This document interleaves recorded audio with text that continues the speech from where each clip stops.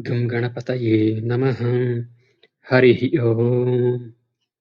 గరుడ మహాపురాణంలో తత్వరహస్య వివేచనం గురించి చెప్పుకుంటున్నాం. పక్షీంద్ర శ్రేష్టమా, ప్రభహుని తరువాత పుట్టిన వాని గురించి చెప్తున్నాను ఆకర్ణించు. ఆది సృష్టియందు బ్రహ్మకు కుమారుడై తొక్కు నుండి ధర్ముడు ఉద్భవించాడు. సజ్జనులను సామరూప్యంతో ధరించడం వలన ధర్ముడు అనే పేరు గలవాడయ్యాడు. అతడే సూర్యుని పుత్రుడయ్యాడు. యముడనే పేరును పొందాడు. అతడు పాపులను శిక్షించడం వల్ల బుధులచే యముడుగా పేర్కొనబడినాడు. శ్రీకృష్ణ భగవంతుడు ఈ విధంగా చెప్పసాగాడు. ప్రహ్లాదుని తరువాత వరుణుని భార్య గంగయు మహిమలో ప్రహ్లాదుని కన్నా తక్కువ, వరుణుని కన్నా ఎక్కువగా తెలియబడుతున్నారు. స్వరూపం వల్ల తక్కువగా చెప్పబడుతున్నారు. ఇందు ఆలోచించవలసినదేమీ లేదు. జ్ఞాన స్వరూపాన్ని ఇచ్చే విష్ణువుని ఎల్లప్పుడూ యముడు తెలుసుకొనియున్నాడు. గంగ ఎల్లప్పుడూ లోకాలను పవిత్రం చేసేదిగా చెప్పబడుతోంది. భక్తితో, ప్రీతితో విష్ణుపది అని కూడా కీర్తింపబడుతోంది. ఇందు సందేహం లేదు. పూర్వకాలంలో ఖగేంద్ర, యజ్ఞస్వరూపుడైన విష్ణువు యొక్క సాక్షాత్తుగా హరి యొక్క విక్రమం వలన వామపాదం యొక్క గోటి కొన ద్వారా బ్రహ్మాండ కటాహం బ్రద్దలయ్యి ముక్కలయ్యి దాని మధ్య నుండి మిక్కిలి వేగంతో ప్రవహించి జగత్తులోని పాపరాశులను నశింపజేసే హరి పాదాంకింజాల్కలచే పరిశుద్ధమైన దర్శనం వల్ల కాని, స్పర్శనం వల్ల కాని సకల మాలిన్యాన్ని తొలగించే భక్తిదాయకమైన విష్ణు పాదమందు, విష్ణు పదియందు ఒక్కసారి స్నానమాచరిస్తే చంద్రకిరణాల వలె గౌరవర్ణం మీనాల వంటి నేత్రాలు కలిగి మిక్కిలి పూజింపదగిన హరిపాదము నుండి పైకి వచ్చిన గంగను స్మరిస్తే క్రమంగా మోక్షం పొందుతాడు. ఇంద్రుడు కూడా శిరస్సునందు మోయలేక వాయు తరంగాలచే మర్దింపబడి వాయు సమూహ బిందువులనారగించి భాగీరథి హరిపాద చిహ్నాలతో కూడినదని నిత్యము తెలుసుకున్నవాడై మిక్కిలి ఉత్కృష్టులైన భాగవతులతో ప్రధానమైన వాడయ్యాడు. మిక్కిలి ప్రీతితో కూడిన భక్తితో ప్రస్విన్న హృదయుడై గంగను తన శిరస్సున ధరించి తాను అశివుడైనను పరమశివుడయ్యాడు. ఖగరాజా, భాగీరథికి 4 రూపాలు ఉన్నాయి. మహాభిషక్కు అనే పేరు గల రాజేంద్రుని యొక్క భార్య గంగయే. 2వ రూపంతో గంగ శంతన మహారాజుకు భార్య అయ్యింది.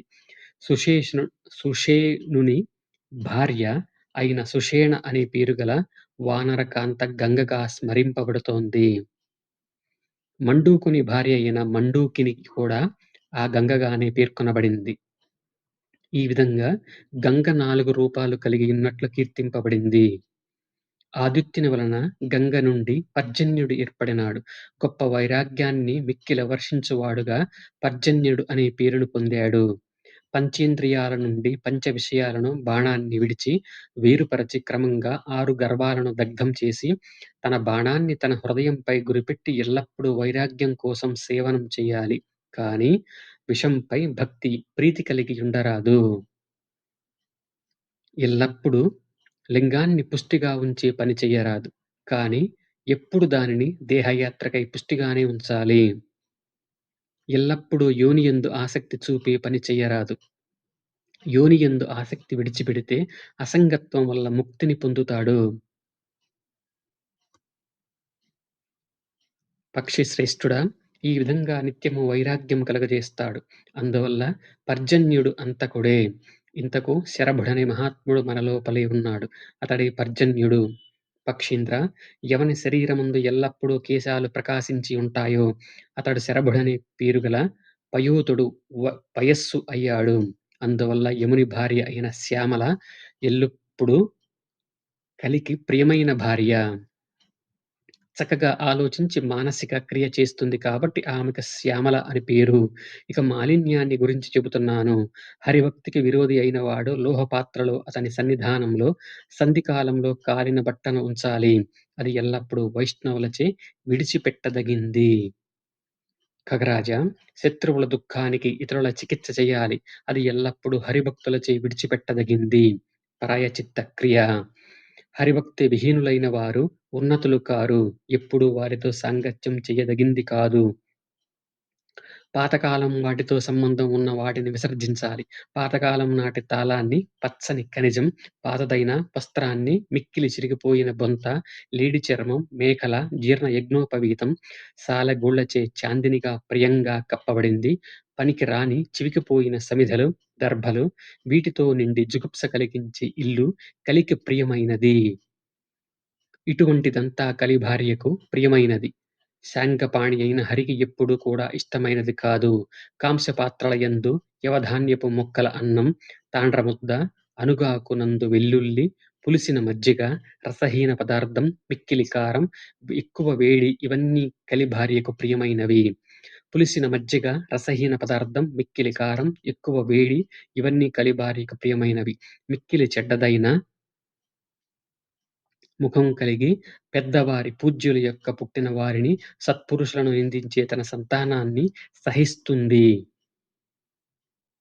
ఎల్లప్పుడూ భర్తకు సంబంధించిన వారిని మిక్కిలిగా పీడించటం, ఇంటిలో ఉండే ధాన్యమును, వస్త్రాలు మున్నగు వాటిని దొంగిలించటం, వెంట్రుకలను చేతుల మీదికి విరబోసుకోవటం ఇవన్నీ కలిదేవునికి ప్రియమైనవి.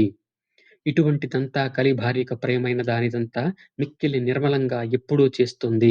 అందువల్ల ఆమె శ్యామల అను పేరు పొందినది. ఆమెయే దేవకిగా జన్మించింది. ఆమె యుధిష్ఠిరునకు పత్ని అయ్యింది. అక్కడ ఆ దేవకి బాగా మన్నన పొందింది.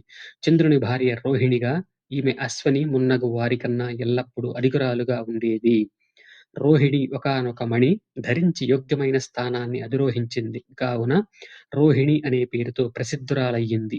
పక్షీంద్ర, ఆదిత్యుని భార్య సంజ్ఞ అనే పేరు కలిగినది. ఆమె నారాయణ స్వరూపురాలు. పక్షీంద్ర, చక్కగా తెలుసుకున్నది కావున సూర్యుని భార్య అయిన సంజ్ఞ లోకమందు ఆ పేరును పొందింది. బ్రహ్మాండాన్ని అభిమానించే దేవుడైతే ఆ కారణంచే విరాట్ అనే పేరును పొందాడు. గంగ మున్నగువారు ఆరుగురును ఎల్లప్పుడూ సమానంగా ఉండేవారే. పరస్పరం ఉత్తమత్వము లేదు, అధమత్వము లేదు. ప్రధానాగ్ని పవిత్రం చేసేవారే అందరూ. అన్నీ వీరిలో గంగ ఎల్లప్పుడూ పవిత్రురాలు, ఆలోచించవలసింది లేదు. వీరిని గురించి తెలుసుకొనుట వలన నిత్యము పుణ్యం పొందుతాడు. ఎల్లప్పుడూ కేశవుడైన హరి కూడా సంపూర్ణమైన ప్రీతిని పొందుతాడు. అగ్ని భార్య అయిన స్వాహాదేవి అని ఆమె గంగాదుల కన్నా తక్కువదైనా గుణాలను అనుసరించి మాత్రం తక్కువైనది కాదు. పక్షీంద్ర, స్వాహాకార మంత్ర రూపాన్ని అనుసరించినందువల్ల ఎల్లప్పుడూ ఆమె స్వాహ అను పేరును పొందింది. అగ్నికి భార్య వలన బుద్ధిమంతుడు కలిగాడు. చంద్రుని పుత్రుడైన బుధుడు బ్రహ్మను అభిమానించేవాడు. విశ్వంలో పుట్టిన దానినంతను బుద్ధిచే గ్రహించి ధరించినవాడు కావున బుధుడనే పేరు పొందాడు. ఈ విధంగా అర్జునుని వలన సుభద్ర కడుపున మహాత్ముడైన అభిమన్యుడు జన్మించాడు. కృష్ణుని యొక్కయో, చంద్రుని యొక్కయో, యముని యొక్కయో, అశ్వినుల యొక్కయో, హరుని యొక్కయో అంశలతో కూడుకున్నవాడతడు. చంద్రపుత్రుడైన బుధుడైతే స్వాహాదేవి కన్నా తక్కువవాడైన విష్ణుదేవుని పాదారవిందాలయందు భక్తి కలిగినవాడు. అశ్వి భార్య ఉష అనే పేరుతో సార్థక నామం వల్లనే కీర్తింపబడినది. ఆమె బుధుని కన్నా తక్కువది. స్వాహ కన్నా 10 పాళ్ళు తక్కువది. నకులుని భార్య మాగధను కుమార్తె, సహదేవుని భార్య శల్యుని కుమార్తె. వీరిరువురు అశ్వి భార్య అయిన ఉషయు 6 రెట్లు ఎక్కువగా ఆద్యుడైన విష్ణువుని ఉపాసిస్తారు. ఖగేంద్ర, అందువల్ల కూడా ఆమె ఉష అను పేరు పొందింది. మహాత్మా, ఆ తరువాతి వారి గురించి చెబుతున్నాను విను. అంత పృథివీ రూపశక్తి ఎల్లప్పుడూ నెమ్మదిగా సంచరిస్తుంది. అందువల్ల శనైశ్చరుడనే పేరు వచ్చింది. అటువంటి వారు ఉషకన్నా 10 పాళ్ళు తక్కువవారు. కర్మస్వరూపుడు పుష్కరుడని చెప్పబడినాడు. శనికి తరువాత చెప్పబడినవాడు యముడు. నయాన్ని అభిమానించే పురుషుడతడు. కొంచెం తక్కువవాడు, 10 పాళ్ళు తక్కువవాడు. నిత్యము పుష్కరంలో అంటే నీటిలో క్రీడించే కారణం వల్ల హరికి సంప్రీతి కలుగజేసేవాడయ్యాడు. అందువల్ల లోకంలో అతడు పుష్కలుడనే పేరుతో కీర్తింపబడినాడు. ఖగరాజా, హరికి సంప్రీతిని కలిగించే ధర్మాలను చెబుతున్నాను విను. ప్రభాత సమయంలోనే లేచి నారాయణుడైన హరిని స్మరించాలి. ఖగమా, తులసికి వందనం చేయాలి. తరువాత విష్ణువును చక్కగా స్మరించాలి.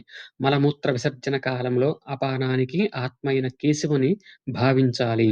శౌచ సమయంలో గంగా నదీ జలాలను పానయోగ్యంగా చేసిన త్రివిక్రముడైన హరిని పండ్లు తోముకునే సమయంలో చంద్రుని అంతరాత్మ అయిన హరిని స్మరించాలి. ఖగమా ముఖాన్ని కడుగుకునే సమయంలో మాధవుని స్మరించాలి.